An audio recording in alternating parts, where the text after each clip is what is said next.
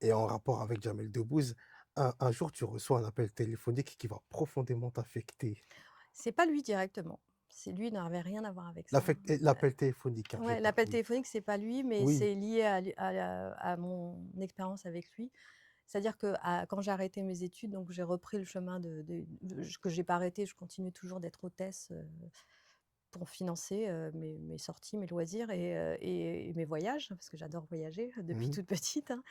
Et j'ai quand même envoyé mon CV à plusieurs boîtes de prod, de spectacles parce que j'avais envie de retourner là-dedans. Je me suis dit: «Pourquoi pas être, un poste d'assistante pour démarrer, pour découvrir vraiment la production de spectacles». Tu l'aurais fait de manière plus professionnelle, en plus. Voilà, c'est ça, là, c'était semi-professionnel, on va Oui. dire, c'était entre amis, mais peut-être pas forcément costumière, mais plus comprendre la production en elle-même. Et j'avais envoyé des CV pour être assistante de prod et là, je reçois un appel d'une personne qui travaillait, dans la nouvelle boîte de prod de Jamel et qui m'a dit d'arrêter de mettre son nom dans mon CV et je lui ai dit: «Mais si, j'ai travaillé avec lui». Elle me dit: «Non, non, non, c'est pas parce que tu viens de Trappes que tu as travaillé avec lui». Donc je me suis dit: «Mais si», je lui ai dit: «Mais passe-le-moi». Elle me dit: «Non, non, je te le passe pas», et elle me fait croire que c'est lui qui avait dit ça alors que c'est pas vrai. Et après, je reçois, elle me dit je lui demande, mais elle me dit: «Oui, j'ai eu des gens qui m'ont appelé pour vérifier tes références et je leur ai dit que tu étais une menteuse».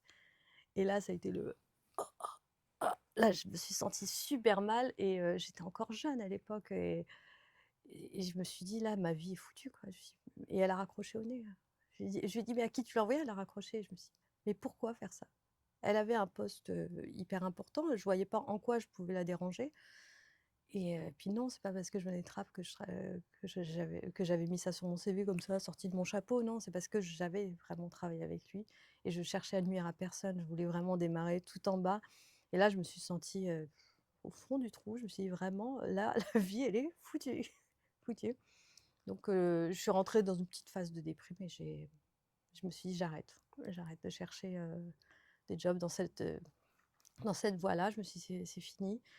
Et puis, je me suis prise en main après. Je me suis dit: «Il faut faire autre chose».